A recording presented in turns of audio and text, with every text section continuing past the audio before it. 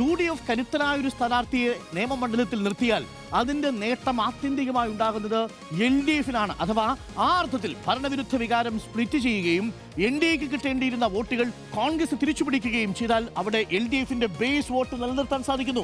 LDF നോക്കൂ, 38.24%. LDFിന് around 38% അവിടെ vote base ഉണ്ട്.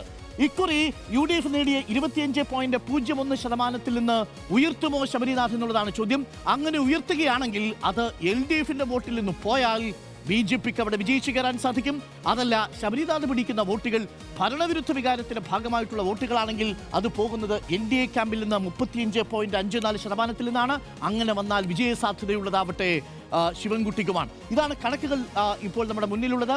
എന്തായാലും 2024 ലോക്സഭാ തെരഞ്ഞെടുപ്പിന്റെ കണക്ക് കൂടി നമുക്കൊന്ന് നോക്കിയിട്ട് പോകാം. 2024 ലോക്സഭയിൽ NDAക്ക് നേടിയ വലിയ ഭൂരിപക്ഷം 45.18% ലീഡാണ്.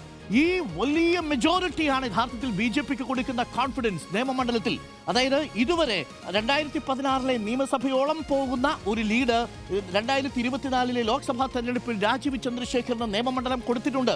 45.18%, ഏകദേശം 22,000 വോട്ടിന്റെ ലീഡാണ് നിയമമണ്ഡലത്തിലുള്ളത്. തദ്ദേശ തെരഞ്ഞെടുപ്പിൽ 7,000 വോട്ടിന്റെ ലീഡ് ഇതേ നിയമമണ്ഡലത്തിലുണ്ട് എന്നുള്ളതാണ് ശ്രദ്ധേയം. UDF 28.85%, LDF 24.59% മാറി 2024 ലോക്സഭാ തെരഞ്ഞെടുപ്പിൽ നിയമസഭാ തെരഞ്ഞെടുപ്പിൽ ഒന്നാമത് വന്ന LDF മൂന്നാമതായി മാറുകയും ചെയ്തു. ഈ സാഹചര്യത്തിലാണ് ഈ തെരഞ്ഞെടുപ്പ് വളരെ നിർണായകമാകുന്നത്, നിയമമണ്ഡലം പ്രവചനാതീതമാകുന്നത്. ഇവിടെയാണ് സ്മൃതി ഏറ്റവും പ്രധാനപ്പെട്ട ചോദ്യം ഉണ്ടാവുന്നത്. ലോക്സഭാ തെരഞ്ഞെടുപ്പിന്റെ പാറ്റേൺ നിലനിർത്താൻ സാധിച്ചാൽ BJPക്ക് നിയമമണ്ഡലത്തിൽ ഇക്കുറി അനായാസം കടന്നു കയറാൻ സാധിക്കും. എന്നാൽ 2021 നിയമസഭാ തെരഞ്ഞെടുപ്പിന്റെ പാറ്റേൺ ആണ് വരുന്നതെങ്കിൽ മുരളീധരന് പകരം ശബരിനാഥ് എത്തുമ്പോൾ ഭരണവിരുദ്ധ വികാരം സ്പ്ലിറ്റ് ചെയ്താൽ അവിടെ LDFിന് ഒരിക്കൽ കൂടി വിജയിച്ചു കയറാൻ സാധിക്കും. എന്തായാലും LDF വിജയിച്ചു കയറിയാൽ അത് 3000-ൽ താഴെ വോട്ടുകൾക്കായിരിക്കും എന്നുള്ളതാണ് LDF ക്യാമ്പ് തന്നെ കണക്കാക്കുന്നത്.